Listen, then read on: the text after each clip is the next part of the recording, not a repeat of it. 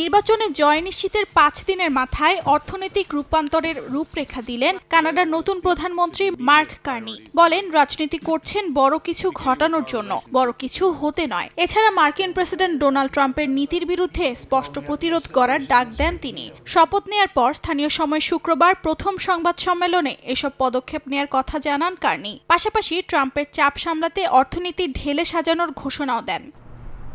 যুক্তরাষ্ট্রের সঙ্গে কানাডার সম্পর্ক এখন অচলাবস্থায় মন্তব্য করে কার্নি জানান, আগামী মঙ্গলবার ওয়াশিংটনে প্রেসিডেন্ট ট্রাম্পের সঙ্গে আলোচনায় বসবেন তিনি। তবে একটি বৈঠকে চূড়ান্ত কিছুই হবে না বলেও উল্লেখ করেন। শক্ত অবস্থানই কানাডার নতুন কূটনীতি হবে বলে জানান কার্নি।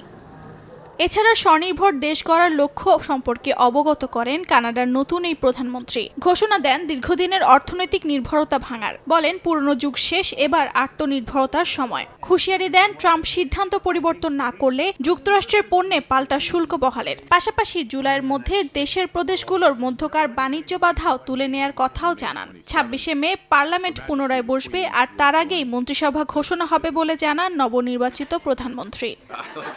অর্জিতা শেহজিন, সময় সংবাদ।